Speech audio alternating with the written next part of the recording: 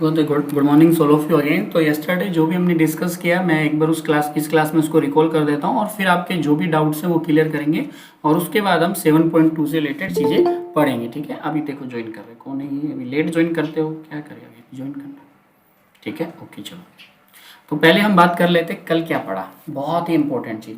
सबसे पहले हमने कल की क्लास में, अरे यार अभी बाद में ज्वाइन करोगे, मुझे ऐसा लेना पड़ेगा।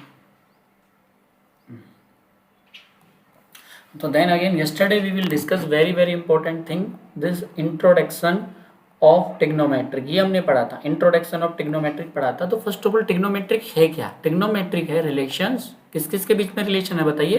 Relation between angle and side. हाँ, angle and sides, relation between angles and sides. Very important thing, this definition of trigonometric. Definition of trigonometric is called relation between angles and side. And two things extra पढ़ी थी कि sir जो angles है उसको हम दो चीज़ों से रिप्रेजेंट कर सकते हैं। एक तो हम उसको डिग्री से भी रिप्रेजेंट कर सकते हैं, एक हम उसको रेडियन से रिप्रेजेंट कर सकते हैं। ये रेडियन क्या होता है? ये सर्कुलर मेजरमेंट्स होता है, एंगल्स का सर्कुलर मेजरमेंट्स होता है रेडियन। और डिग्री तो आप सबको पता ही है, इसके लिए हम प्रोटेक्टर यूज करते हैं, सिंपल। एंड दस एक फॉर्मुलेशन होता है जिसमें हम रेडियन को डिग्री में कन्वर्ट कर सकते हैं। 1 radian equal to 180 upon pi, ये एक फॉर्मेशन होता है, आप इसको याद रख सकते हो। रेडियन को डिग्री में, डिग्री को रेडियन में कन्वर्ट करने के लिए ये दो चीज़ें आपको याद रखनी है इस ट्रिग्नोमेट्रिक इंट्रोडक्शन में। इसके अलावा एक बात और बताई थी मैंने, क्या बताई थी? चलो बताओ, थर्ड थिंग क्या बताई थी मैंने ट्रिग्नोमेट्रिक से रिलेटेड, याद है? एक एंगल से रिलेटेड बताई थी। 1 degree is equal to 60 minute. हाँ, मिनट्स का याद है। 1 डिग्री इक्वल टू 60 मिनट, छोटा क्वेश्चन पूछ सकता है। 1 मिनट इक्वल टू 60 सेकेंड, ये तीन चीज़ बताई थी। फिर हम सीधा आ गए थे इन ट्रिग्नोमेट्रिक के बारे में। तो सबसे पहले मैंने आपको एंगल्स के बारे में बताया था। तो चलो, साइन क्या है? साइन किसको रिप्रेजेंट करता है?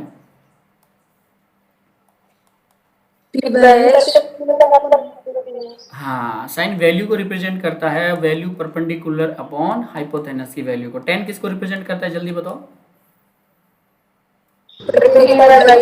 Perpendicular by base. कॉट किसको रिप्रेजेंट करता है? B by B. हाँ, and cosec? H by P. हाँ, hypotenuse upon perpendicular, that H by P. And सेक?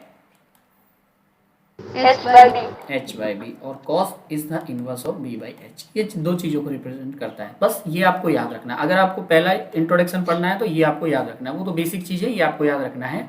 अब इसमें ये इनवर्स होते हैं, साइन इनवर्स होता है कोसेक का, कॉस इनवर्स होता है सेक का, और टेन इनवर्स होता है कोट का। ये भी आपको याद रखना है बस।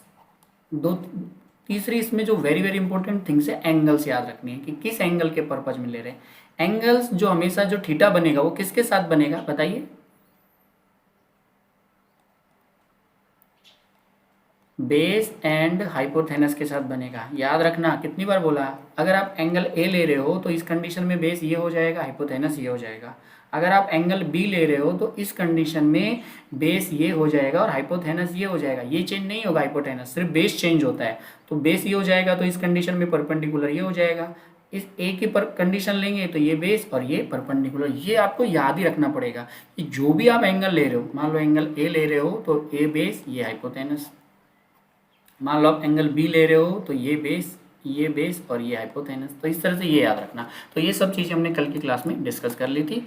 तो हमने बहुत सारे क्वेश्चंस भी सोल्व किए। अब आप बोल रहे हो सर क्वेश्चन नंबर 6, अब आप जो भी डाउट्स बोलोगे मैं उनको सोल्व कराऊंगा। तो चलो आपकी चैट पे चलते हैं। Sir 8.1, yes sir I have doubt. चलो क्वेश्चन नंबर 6 लेते चलते हैं।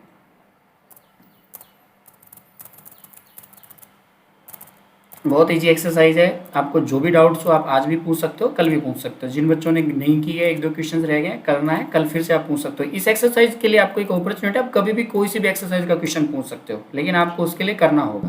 अगर आप करोगे नहीं तो आपके पास कहाँ क्वेश्चन रहेंगे। तो इस एक्सरसाइज का कोई भी क्वेश्चन आप कभी भी पूछ सकते हो, बट फर्स्ट ऑफ ऑल आपको वो क्वेश्चन करना भी है, तभी पूछोगे ना।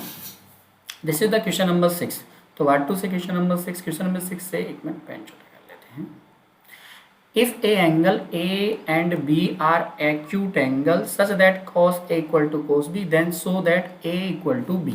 तो देखो हमको ये दिया हुआ है कि ये दोनों एक्यूट एंगल है। तो चलो एक बार बना लेते हैं। एक्यूट एंगल्स मीन्स पता है ना क्या होता है? चलो बताओ, एक्यूट एंगल्स मीन्स क्या होता है? Less than 90 degree. हाँ, less than 90 degree. A and B है ना, तो इसको सी ले लेते हैं और इसको बी ले लेते हैं। डायग्राम्स इधर है, तो एंगल्स ए है, ये एंगल्स बी है, ये एंगल्स ए है, ये एंगल्स बी है। तो angles A and B are less than 90 degree because ये आर द एक्यूट एंगल्स। तो ये कोई इंपॉर्टेंट नहीं है, बस सिर्फ इंपॉर्टेंट ये है कॉस ए बराबर cos B, cos A equal to cos B. चलो निकालते हैं, एक बार मैं इसको ड्रॉ कर देता हूँ थोड़ा सा आपके लिए, आपको प्लेन बोर्ड निकाल देता हूँ।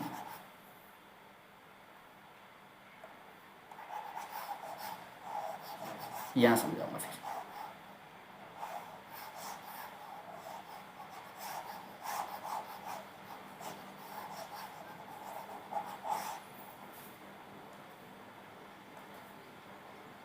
ठीक है, तो ऑलरेडी आपको क्या करना है, कॉस ए बराबर कॉस बी। चलो ये है ए, ये सी, ये बी। बताइए कॉस ए क्या होगा, जल्दी बताओ कॉस ए क्या होगा। अरे कॉस ए के पर्पज में ये बेस हो जाएगा, ये हाइपोथेनस हो जाएगा, और ये परपेंडिकुलर होगा कि नहीं होगा। तो बताओ कॉस ए क्या होगा, जल्दी बोलो। अरे आवाज नहीं आ रही क्या, कहाँ गए। अरे बताओ ना कॉस ए बराबर क्या होगा। अरे क्या करते हो आप।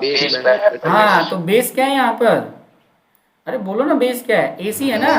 अरे क्या करते हो, बेस क्या है ए सी, एंड हाइपोथेनस क्या है यहाँ, हाँ हाइपोथेनस क्या है यहाँ पर ए बी। कितना इजी है। अब बताओ कॉस बी बराबर क्या होगा।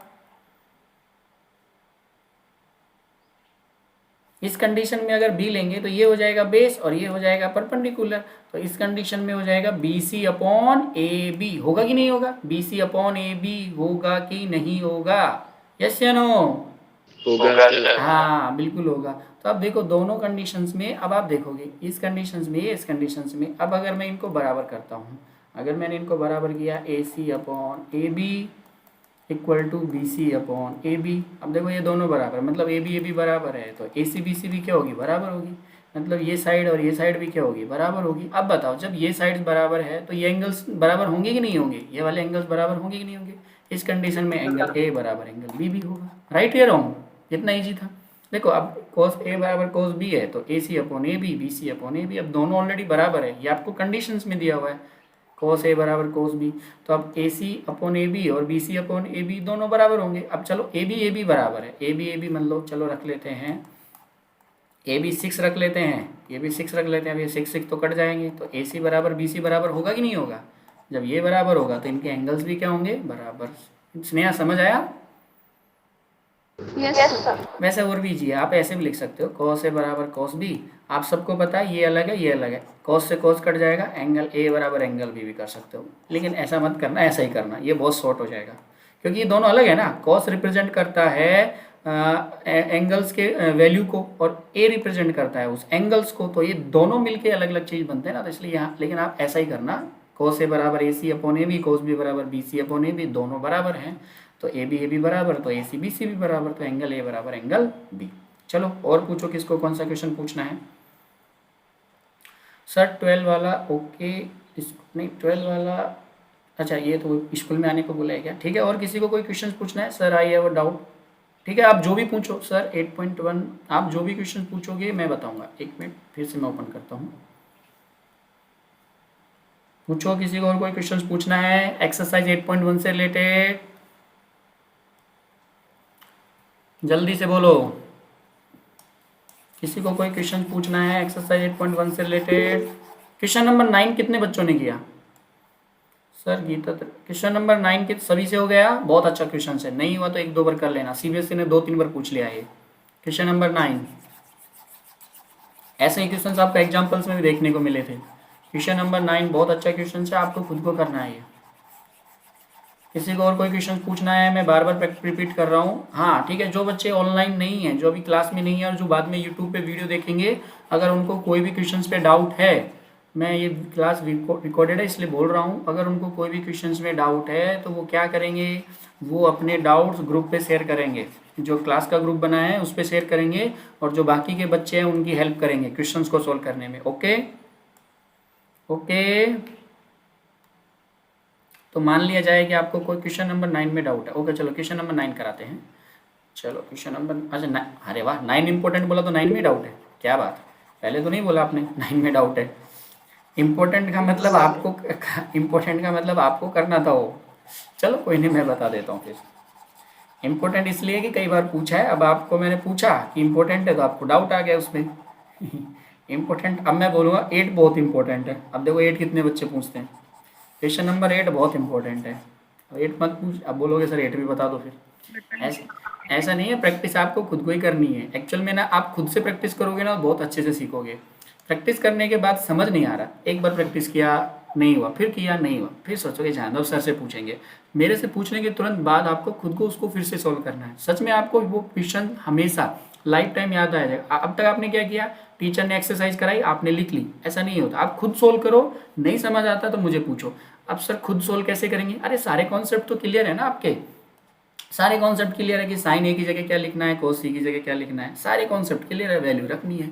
अब इतना आपको करना ही पड़ेगा, क्योंकि पढ़ तो आप ही रहे हो ना, मैं थोड़ी पढ़ रहा हूँ कि मैं आपके लिए एक्सरसाइज सोल्व करके दूँ। सोल्व तो आपको ही करनी है, तो इसलिए ना एक्सरसाइज आप ही सोल्व किया करो हमेशा। ये 90 डिग्री का एंगल है। 10 ए किसको रिप्रेजेंट करता है बताओ? 10 किसको रिप्रेजेंट करता है, जल्दी बताओ। Opposite by adjacent. चलो ऐसे अपोजिट बाय एडजेसेंट ऐसे बोल सकते हैं, परपेंडिकुलर अपॉन बेस।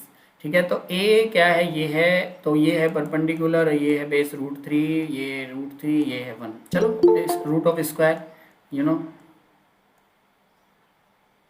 कौन आ रहा है, आधार सिंह ज्वाइन कर गए, आनंद सिंह। चलो हमें ए सी निकालना है, क्योंकि साइन चाहिए कॉस से, तो ए सी चाहिए।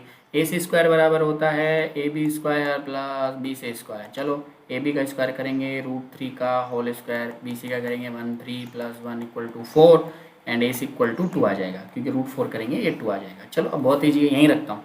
साइन ए की वैल्यू क्या आएगी, चलो बताओ। साइन ए की वैल्यू क्या आएगी, दिमाग में सोचो। साइन बराबर होता है, हाँ साइन बराबर होता है परपेंडिकुलर अपॉन हाइपोटेनस। अब ए की कंडीशन में परपेंडिकुलर कौन सा है, हाइपोटेनस कौन सा है, तो साइन ए क्या आएगा बताओ? 1/2. 1/2। कॉस सी की वैल्यू क्या होगी, आप नहीं बताओगे, कोई और बताएगा। कॉस सी की वैल्यू क्या होगी? कॉस के लिए क्या आता है, पहले सोचो। कॉस के लिए क्या आता है सर? कॉस के लिए आता है बेस अपॉन हाइपोटेनस, ये आता है ना बेस अपॉन हाइपोटेनस। लेकिन सी की कंडीशन में बेस कौन सा हो जाएगा और हाइपोटेनस कौन सा हो जाएगा, वो देखो आप। चलो बताओ। Perpendicular by hypotenuse. अबे कॉस 1/2 बोल, परपेंडिकुलर बाय हाइपोटेनस। कॉस की कंडीशन में बेस अपॉन हाइपोथेनस ही होता है, लेकिन बेस क्या हो जाता है, बीसी बन जाता है यहाँ पर, परपेंडिकुलर। साइन की कंडीशंस में आता है परपेंडिकुलर, कॉस के साथ कभी परपेंडिकुलर नहीं आता, कॉस के साथ आता है बेस अपॉन हाइपोथेनस। लेकिन एंगल्स चेंज हो रहे हैं ना, उस वजह से दिक्कत हो रही है। अब कॉस के साथ आएगा बेस अपॉन हाइपोथेनस, लेकिन एंगल ए के साथ बेस कौन सा है बताओ? एंगल ए के साथ बेस कौन सा है, √3, और हाइपोटेनस क्या है यहाँ पर 2। साइन के साथ आता है परपेंडिकुलर अपॉन हाइपोथेनस, लेकिन एंगल सी के साथ परपेंडिकुलर क्या हो जाएगा, ये वाला हो जाएगा, ए बी वाला, ए बी अपॉन 3। कितना ईजी है, 1 1 जा 1, 2 2 जा 4, √3 जा 3, 2 जा, ये तो बता दिया था ना कल भी। 3 + 1 4/4 = 1। क्या करते हो आप लोग, हाँ ये तो कल करा दिया था मैंने। ठीक है, कर लेना है क्वेश्चन। और किसी को कोई क्वेश्चन में डाउट है? नहीं तो फिर हम आगे चलते हैं। 10 क्वेश्चन, ओके। क्वेश्चन नंबर 10 कहाँ है, ऊपर है, चलो थोड़ा सा यहाँ पर है। क्वेश्चन नंबर 10 सॉल्व करते हैं। PQR is a right angles. देखो बहुत अच्छा क्वेश्चन है, अच्छे से समझना, सभी अच्छे से समझना, जिन्होंने कर लिया वो भी एक बार अच्छे से देखना। क्या कह रहा है क्वेश्चन, PQR राइट एंगल्स है, और यहाँ पर right angles is that Q, right angle है कि Q है, PQR। ठीक है, एक कंडीशन दी है यहाँ पर, PR + QR = 25। मैं यहाँ लिखता हूँ कंडीशन को, PR + QR = 25। PR कौन सी PR, ये वाली PR हाइपोथेनस, और QR कौन सी, ये वाली QR, ये दोनों 25 की है। और PQ कितना है, 5 का है। अब PQ कितना है, 5 का है। ठीक है, ये आपको दे दिया, PQ 5 का है और ये दोनों 25 के हैं। अब कैसे निकालेंगे सर, 25 में से 5 तो घटा नहीं सकते, ऐसा तो होता ही नहीं कि चलो 25 में से 5 घटा दो तो आ जाएगा, ऐसा हो ही नहीं सकता, क्योंकि PR + QR 25 की है और PQ 5 की है। अब कुछ मान लेते हैं, एज्यूम करते हैं कि QR X है, मान लेते हैं, क्योंकि विदाउट हाइपोथेनस आप साइन नहीं निकाल सकते, कॉस नहीं निकाल सकते, टेन नहीं निकाल सकते, विदाउट परपेंडिकुलर आप ये दोनों निकाल ही नहीं सकते, तो ये तो हमको निकालने ही पड़ेंगे। तो एज्यूम कर लेते हैं कि जो QR है वो X है, तो बताओ पी आर कितनी हो जाएगी, बताओ 25 माइनस एक्स होगी कि नहीं होगी। अगर we assumes Q R equal to X तो then P R plus X equal to 25 and P R equal to 25 minus X. तो ये आ गई हमारी पी आर। चलो यहाँ तक हो गया। अब सर सर XY को सर हाँ बोलो बेटा। हमने 5 का स्क्वायर किया तो x का भी स्क्वायर करना पड़ेगा ना। हाँ करेंगे ना, 5 का कहाँ स्क्वायर किया, अभी तो लिखा ही है सिर्फ 5 मैंने, स्क्वायर कहाँ किया। सर 25 माइनस x किया तो वो 5 का स्क्वायर हुआ ना। अरे नहीं नहीं 25 तो दिया है ना ये बेटा, आप नहीं समझे, फिर से बताता हूँ चलो। नहीं नहीं नहीं, ये 25 दिया है मतलब ये 5 का स्क्वायर, ये तो हम सबको पता है कि 25 5 का स्क्वायर है। पर ये जो 25 है ये 5 का स्क्वायर थोड़ी, मतलब इसने ऐसा थोड़ी दिया कि ये 5 का स्क्वायर करके 25 लिखो, ऐसा नहीं है। देखो मैं फिर से बताता हूँ। इसने एक ट्रायंगल में 3 साइड होती है ना, वन साइड ये है, दूसरी साइड ये है और तीसरी साइड ये है। इसने क्या किया, 2 साइड को जोड़ के तो 25 लिख दिया और एक साइड दे दी 5 की। अब समझ आया, 2 साइड को जोड़ के तो 25 लिख दिया और एक साइड 5 की दे दी। अब इस एक साइड को मैं एक्स मान लेता हूँ, ये जो एक साइड है क्यू आर, इसको मैंने एक्स मान लिया। तो बता पी आर कितनी हो जाएगी, 25 माइनस एक्स ही होगी ना पी आर तो, यस या नो। Yes sir. हाँ अब ऐसे समझो, ये तीसरी साइड, इससे इसका 25 से कोई रिलेशन नहीं है, ये अलग है ये अलग है। अब हमारी क्या गलती, इसने 5 का स्क्वायर यहाँ पर जोड़ करके दे दिया, वो इसका छोटा है। क्यू आर यहाँ पर एक्स एज्यूम किया तो पी आर हो जाएगा 25 माइनस एक्स। तो पी क्यू ऑलरेडी 5 है, क्यू आर हमने एज्यूम किया एक्स, तो ये दोनों को जोड़ के इसने दिया था 25, पी आर को और क्यू आर को जोड़ के 25 दिया था। तो क्यू आर एक्स एज्यूम किया तो पी आर 25 माइनस एक्स। हाँ अब हमें यहाँ पर पाइथागोरस थ्योरम लगानी पड़ेगी, क्योंकि एक्स एक्स से कुछ नहीं होने वाला, हमें तो चाहिए साइन पी, और साइन के लिए तो हमें एक परफेक्ट वैल्यू चाहिए, परपेंडिकुलर एंड अपॉन हाइपोथेनस।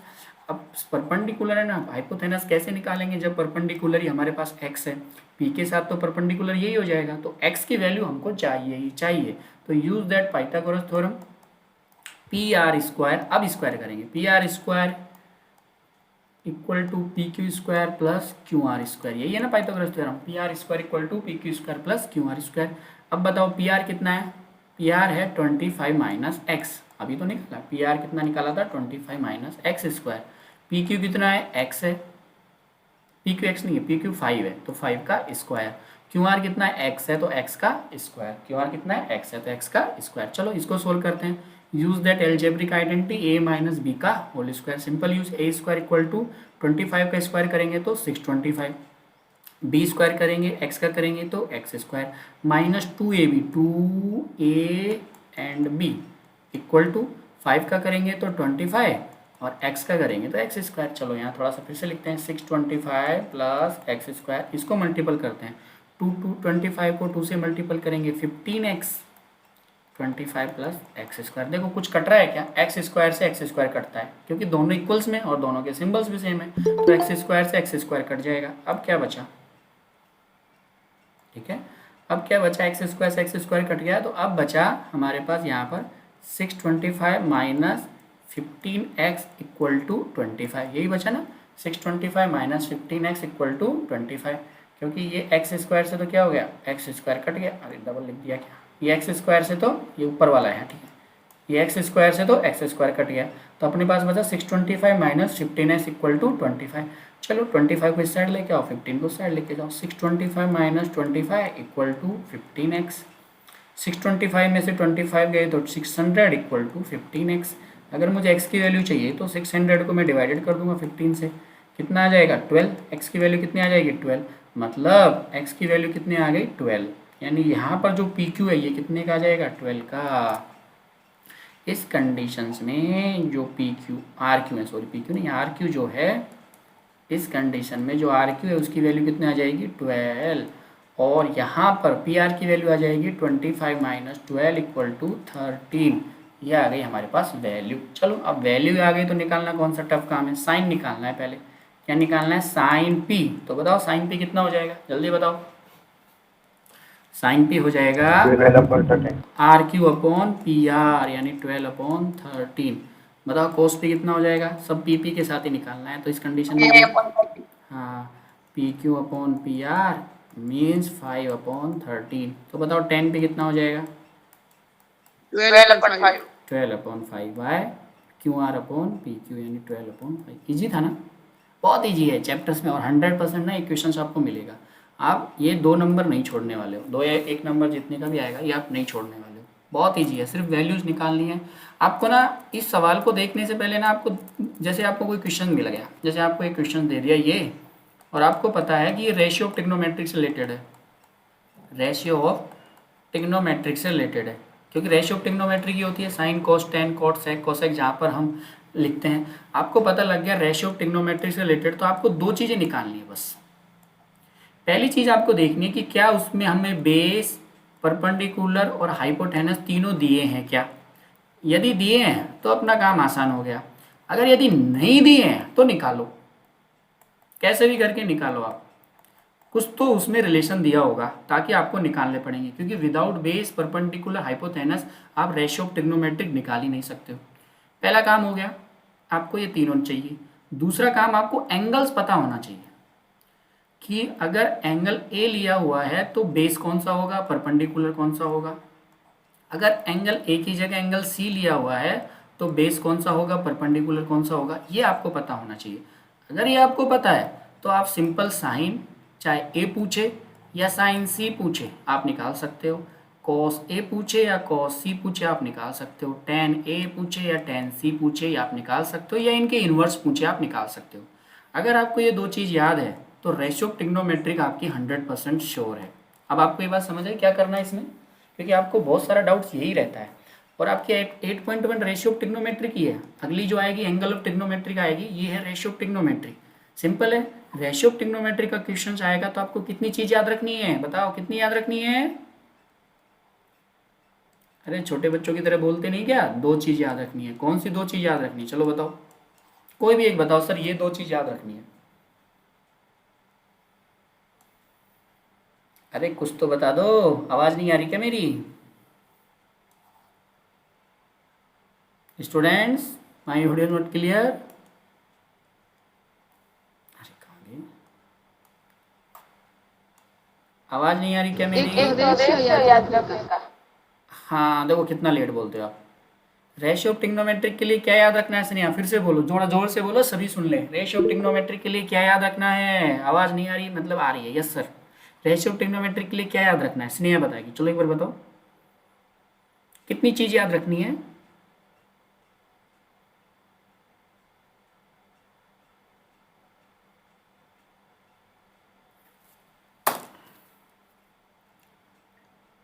दो चीज याद रखनी है। अरे मेरी वॉइस कट रही है क्या आप लोगों के पास, आवाज नहीं आ रही क्या ठीक से? आप बहुत बाद में जाके बोल रहे हो, मतलब कुछ तो गड़बड़ है।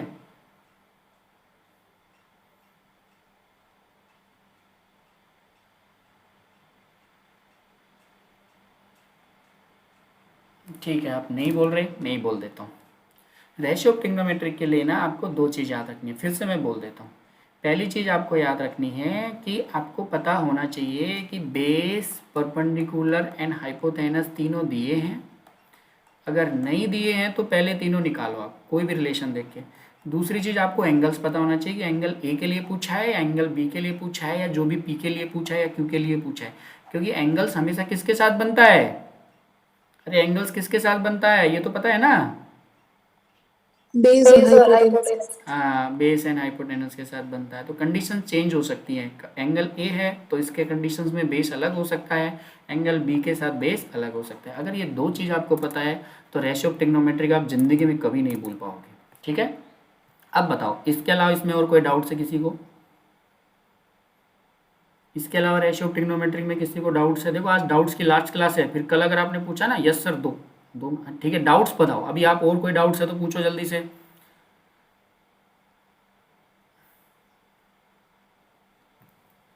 नहीं है डाउट्स? नेक्स्ट जो एक्सरसाइज है हमारी, किसी ने मैसेज भेजा, देखता हूँ कुछ डाउट है क्या। सर सबको सिर्फ आवाज़ आ रही है, मुझे नहीं आ रही। हाँ ठीक है, थोड़ा सा आप अपना माइक वाइक का देखो, कुछ प्रॉब्लम हो रही होगी। ठीक है, हाँ थोड़ा सा देखो। नेक्स्ट है एक्सरसाइज फर्स्ट थी हमारी 8.1 ओनली रेशियो ऑफ ट्रिग्नोमेट्रिक। अब ये जो एक्सरसाइज 8.2 है वो रेशियो ऑफ ट्रिग्नोमेट्रिक है, लेकिन कुछ स्पेसिफिक एंगल्स के लिए। अब आप बोलोगे सर सिर्फ स्पेसिफिक एंगल्स, कौन से specific angle? 0 degree, 30 degree, 45 degree, 60 degree और 90 डिग्री। ये सिर्फ आपको 5 स्पेसिफिक एंगल्स के लिए रेशियो ऑफ ट्रिग्नोमेट्रिक निकालनी है, सिर्फ 5 स्पेसिफिक एंगल्स के लिए। तो सर बाकी के एंगल्स के लिए वो अभी आपके लिए इतना इंपॉर्टेंट नहीं है और ना ही आपके वो सिलेबस में है। सिर्फ आपको 5 स्पेसिफिक एंगल्स हैं 0, 30, 45, 60, 90 डिग्रीज, इनके लिए रेशियो ऑफ ट्रिग्नोमेट्रिक निकालनी है, यानी ट्रिग्नोमेट्रिक का रेशियो निकालना है इन 5 स्पेसिफिक एंगल्स के लिए। ठीक है, तो इसके लिए हमें क्या करना पड़ेगा? फर्स्ट एक्सरसाइज में हमें कुछ नहीं किया, सिर्फ हमको ये पता करना था कि साइन, कॉस, टेन, कॉट, सेक और कोसेक इनका मेजर कैसे करते हैं, ये किसको रिप्रेजेंट करते हैं। जैसे sine perpendicular hypotenuse, base hypotenuse, perpendicular base, base perpendicular, hypotenuse base, hypotenuse perpendicular, ये इनको रिप्रेजेंट करते हैं। और एंगल्स का देखना था बस कि एंगल ए है, एंगल बी है, एंगल सी है। यहाँ पर आपको कुछ नहीं देखना है, ये नहीं देखना है आपको, यहाँ पर वो देखना है कि जैसे साइन 30 की वैल्यू क्या है। अब सर ये वैल्यू कहाँ से पता करेंगे? ये फिक्स है वैल्यू। आप बोलोगे सर यस ये वैल्यू फिक्स है, ये चेंज नहीं होती कभी भी, यहाँ तो चेंज हो जाती है। साइन ए अलग आ सकता है, साइन बी अलग आ सकता है, साइन सी अलग आ सकता है। ट्रेंगल चेंज, साइन की वैल्यू चेंज। यहाँ चाहे ट्रेंगल चेंज कर दो, ट्रायंगल को चाहे ऐसे बना दो, ऐसे बना दो, कैसे भी बना दो, लेकिन अगर एंगल उसके अंदर 30 डिग्री का एंगल बनाया तो साइन की वैल्यू, साइन 30 की वैल्यू फिक्स होगी, ये याद रखना। साइन 45 की वैल्यू फिक्स होगी, या साइन 90 जो भी आप निकाल रहे हो उसकी वैल्यू फिक्स होगी। अब आपके दिमाग में क्वेश्चन आना चाहिए, सर हम 5 एंगल ही क्यों पढ़ रहे हैं फिलहाल? क्योंकि आपके सिलेबस में फिलहाल ये 5 एंगल है, 0, 30, 45, 60 और 90 डिग्री। अब एक आपको मैं बात बता देता हूँ। अब आप बहुत सारे बच्चे बोलोगे सर इन 5 एंगल्स के लिए हम क्या करते हैं, एक टेबल बनाते हैं। आप सबको वो टेबल्स आपने बहुत सारे यूट्यूब में वीडियो में देखे होंगे, बहुत सारी ट्रिक आपको वो बताएगा, लेकिन मेरा मानना है ट्रिक याद मत रखो, सिंपल आप याद रखो। साइन 0 की वैल्यू 0 होती है, बहुत ईजी है। क्या किया, सिर्फ 0 की वैल्यू 0 कर दी। 30 की वैल्यू हाफ होती है, बहुत सिंपल है। 45 की वैल्यू 1/√2 होती है, 60 की वैल्यू √3/2 होती है और 90 की वैल्यू 1 होती है। यहाँ से देखो जैसे जैसे हम इसमें आगे बढ़ रहे हैं, 0 से 30 गए, 45 गए, 60 गए, 90 गए, साइन की वैल्यू बढ़ती जाती है, 0 से लेके कहाँ तक जाती है, 1 तक जाती है। तो आपको ये बिटवीन का भी याद रखना चाहिए कि साइन की वैल्यू कहाँ से कहाँ तक जाती है। तो साइन की वैल्यू जाती है 0 से और कहाँ तक जाती है, 0 के भी बराबर और 90 के भी बराबर होती है। अभी देखो बहुत अच्छी बात बता रहा हूँ और अभी आप ज्वाइन कर रहे हो। मेरी आवाज़ आ रही है, एक बार मुझे कंफर्म कर दो।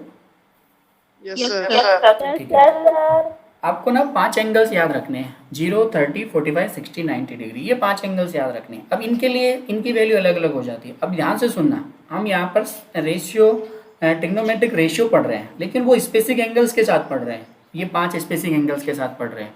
तो इसका मतलब ऐसा नहीं कि ये इनको रिप्रेजेंट नहीं करते, ये रिप्रेजेंट करते हैं, लेकिन वो अलग फॉर्मेशन है। रेशियो ऑफ ट्रिग्नोमेट्री की बात अलग है, वहाँ पर हम ट्रिग्नोमेट्री के रेशियो पढ़ते हैं कि साइन किसको रिप्रेजेंट करता है, वहाँ पर एंगल्स की वैल्यू चेंज होती है। लेकिन अगर हम बात करें trigonometric ratio of specific angles तो वो वैल्यू फिक्स रहती है। तो आपको याद रखना, देखो दिमाग में एक बार सोचो, साइन 0 की वैल्यू 0, साइन 30 की वैल्यू हाफ, साइन 45 की वैल्यू 1/√2, साइन 60 की वैल्यू √3/2 और साइन 90 की वैल्यू 1। कितना ईजी है सर, याद हो गया।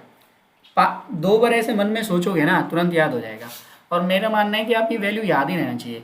अब आपको एग्जाम में क्वेश्चन आए, आप बैठ गए टेबल बनाने के लिए, तो बहुत टाइम वेस्ट हो जाएगा ना टेबल बनाने में।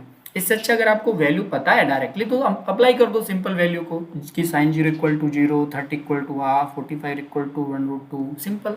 अब इजीली वैल्यू अप्लाई कर दो, आपका आसान हो जाएगा काम। फिर कॉस की वैल्यू कैसे होगी, इसका इन्वर्स होता है कॉस। क्या बात है सर, इसका इन्वर्स होता है कॉस? ध्यान से सुनो, बस यही तो जादू है। आपने तो बोला था कि साइन का इन्वर्स जो होता है कोसेक होता है।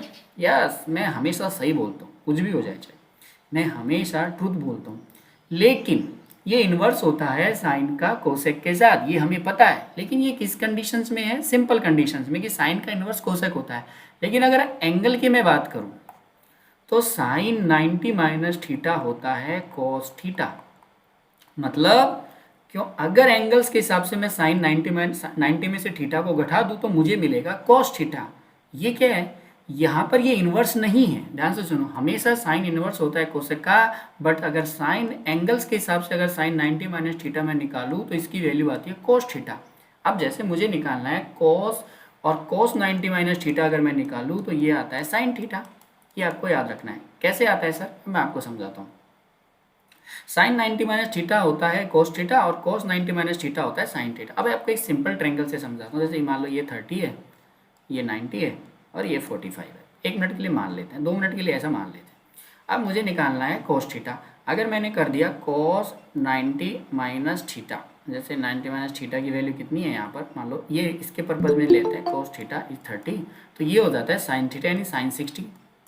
ठीक है, ये क्या हो जाएगा, साइन थीटा एंड साइन 60। अब अगर आप इस कोस 30 की वैल्यू निकालो और साइन 30 की वैल्यू निकालो तो सेम आती थी। जब मैथमेटिशियन ने ट्राई किया तो साइन 30 और कोस 60 की वैल्यू सेम आती थी। तो उन्होंने देखा कि एंगल्स के साथ भी ये इनके अंदर एक रिलेशन होती है, वो अलग होती है, इन्वर्स से बिल्कुल अलग होती है। तो इसलिए आपको ये रिलेशंस याद रखनी पड़ेगी। अभी तक आपने सिर्फ एक ही रिलेशन याद रखी थी कि सर साइन का इन्वर्स कोसेक होता है, कोस का इन्वर्स सेक होता है, टेन का इन्वर्स कोट होता है। लेकिन अगर मैं एंगल्स की बात करूं, अगर स्पेसिंग एंगल्स की बात करूं, तो साइन 90 माइनस थीटा को अगर मैं करूंगा तो मुझे कोस थीटा मिलेगा, या मैं इसका उल्टा कोस 90 माइनस थीटा करूंगा तो मुझे क्या मिलेगा, साइन थीटा मिलेगा। अगर मैंने कोस 90 माइनस थीटा किया तो मुझे साइन थीटा मिलेगा। इसका मतलब अगर मैंने कोस, अगर मुझे निकालना है कोस 0, मुझे क्या निकालना है, कोस 0 निकालना है मुझे, कोस 0। तो कोस 0 अगर मुझे निकालना है तो मैं क्या करूँगा, मैं करूँगा साइन 90 माइनस 0। अरे यही करूँगा ना, साइन 90 माइनस 0, क्योंकि आपने अभी तो पढ़ा था। कौन ज्वाइन कर रहा है, बहुत अच्छी बात है, और लेट ज्वाइन करते हो। आपने अभी तो पढ़ा था कि साइन 90 माइनस थीटा होता है कोस थीटा, पढ़ा था ना। अगर मुझे कोस 0 चाहिए तो मुझे क्या करना पड़ेगा, साइन 90 माइनस 0 करना पड़ेगा। और आप सबको पता है साइन 90 माइनस 0 क्या होता है, साइन 90। यानी जो वैल्यू साइन 19 की रहेगी वही वैल्यू किसकी रहेगी, कोस 0 की रहेगी। मतलब कोस 0 की वैल्यू क्या हो जाएगी, 1 हो जाएगी। कोस 30 की वैल्यू क्या हो जाएगी, √3/2 हो जाएगी, क्योंकि जो वैल्यू साइन 60 की रहेगी वही कोस 30 की रहेगी।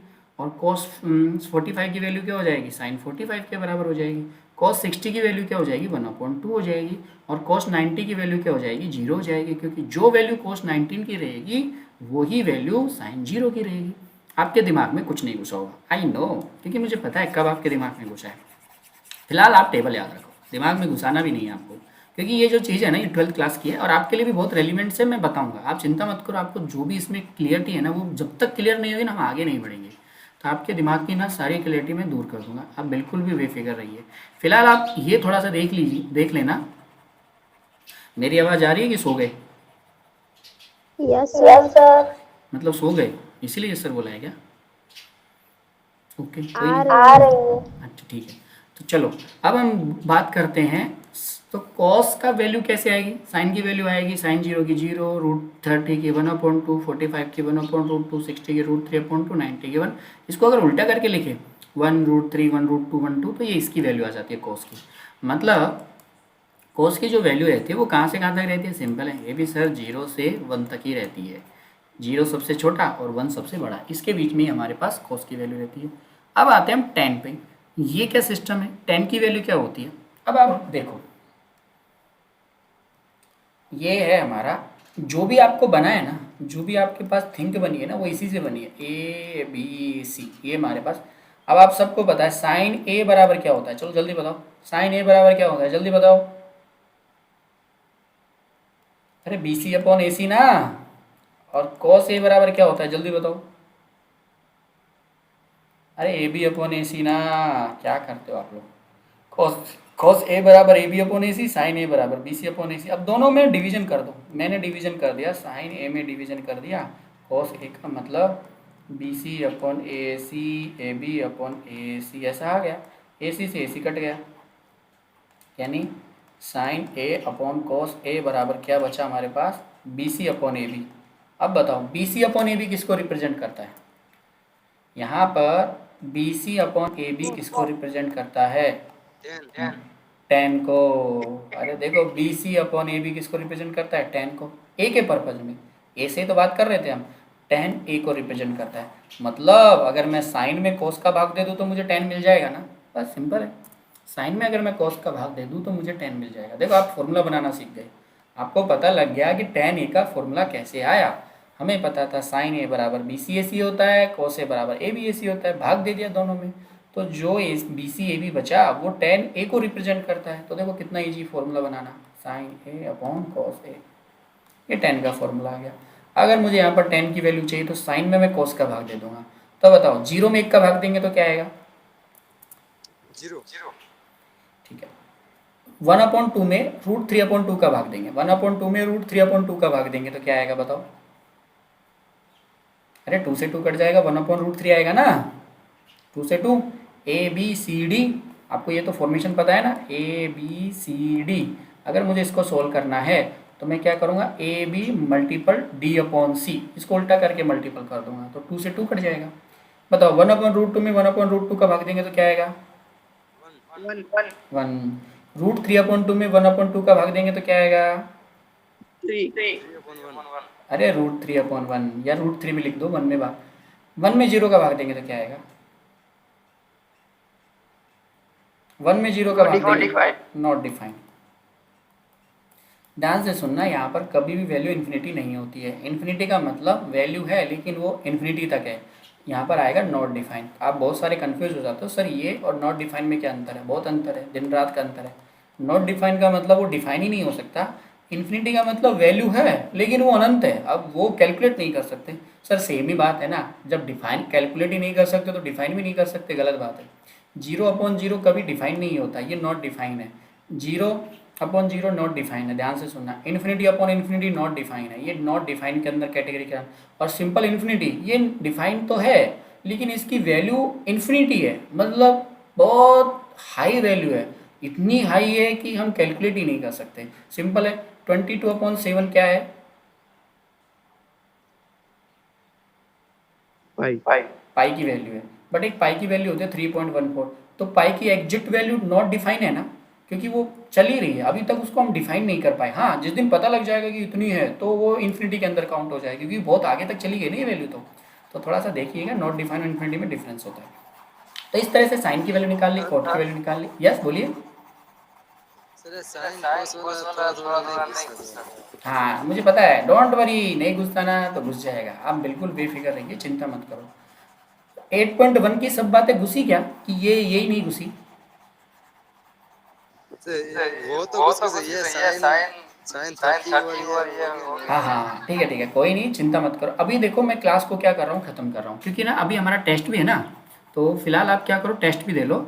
कल हम जो क्लास लेंगे ना उसमें मैं फिर से बताऊंगा, आप बिल्कुल बेफिक्र रहो। लेकिन एक बार ट्राई करना, यूट्यूब पे वीडियो फिर से देख लेना, देखोगे ना, थोड़ा सा एक बार देख लेना, एक बार पॉज कर करके देख लेना, समझ आता है तो ठीक है, नहीं आता है तो डोंट वरी, फिर से समझाएंगे। आप बिल्कुल चिंता मत करो, जो भी आपको डाउट्स है ना बोल देना, सर नहीं आया तो नहीं आया, क्या है, ऐसा थोड़ी कि आ ही गया। बस आप बेसिक चीज़ें थोड़ा सा याद रखा करो कि मैं कैसे समझा रहा हूँ। जैसे मैंने आपको फर्स्ट में बता दिया कि आपको दो चीज़ें निकालनी है, एक तो आपको पता होना चाहिए कि उसका परपेंडिकुलर क्या है, बेस क्या है, हाइपोथेनस क्या है, और दूसरा आपको उसको एंगल में अप्लाई करना आना चाहिए। सेम उसी तरह यहाँ भी आपको एक इम्पोर्टेंट है कि आपको ये टेबल आनी ही चाहिए।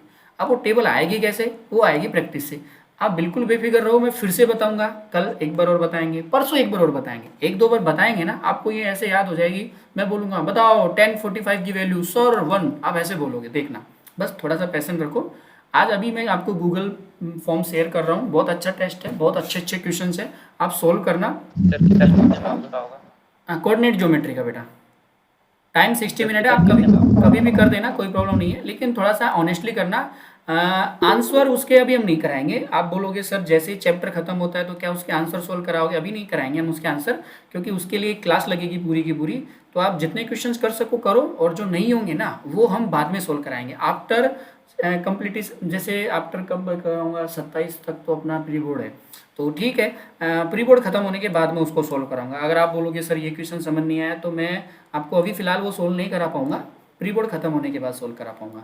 तो अभी आप टेस्ट दो, ऑनेस्टली आराम से दो, पैसन रख के दो, 60 मिनट 70 मिनट जितना भी लो, लेकिन अच्छे से दो, एक एक क्वेश्चन को इजीली। ऐसा नहीं कि सर एमसीक्यू के क्लिक क्लिक क्लिक क्लिक, ऐसे मत करो, आराम से करो, कोई दिक्कत नहीं है। सर हाँ बोलो सर, टेस्ट कितने मार्क्स का होगा? अभी आपको मिलेगा 20 मार्क्स का है, 60 क्वेश्चन उसके अंदर, 20 क्वेश्चन है, 20 मार्क्स का, हर एक क्वेश्चन 1 मार्क का, ठीक है।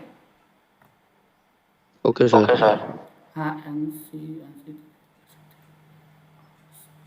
क्या क्या लिखा है बेटा? सर टेस्ट अभी है बेटा, टेस्ट अभी है सर। टेस्ट कब तक सबमिट करना है? शाम तक करना है। मैथ्स पेपर के आगे 3 हॉलीडे हैं तो अंशी से, हाँ ठीक है, कर सकते हैं तैयारी। तो बिल्कुल हम पूरा चैप्टर पढ़ा देंगे आपको।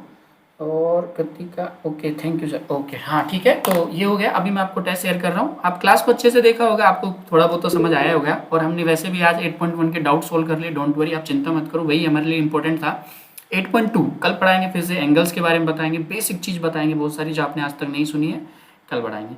तब तक के लिए ध्यान रखो, टेक केयर, बाय बाय। और अभी मैं आपको टेस्ट शेयर कर रहा हूँ, आपके व्हाट्सएप ग्रुप पे क्लिक करना और टेस्ट देना, शाम तक सबमिट कर देना आराम से, कोई प्रॉब्लम नहीं है। रात में भी कर सकते हो, कभी भी कर सकते हो, लेकिन आराम से करना, पैशन रख के, बिल्कुल धीरे धीरे करना। ऐसा नहीं कि जल्दीबाजी करनी है, आराम से करो, कभी भी करो, ठीक है। ध्यान रखो, टेक केयर, बाय बाय।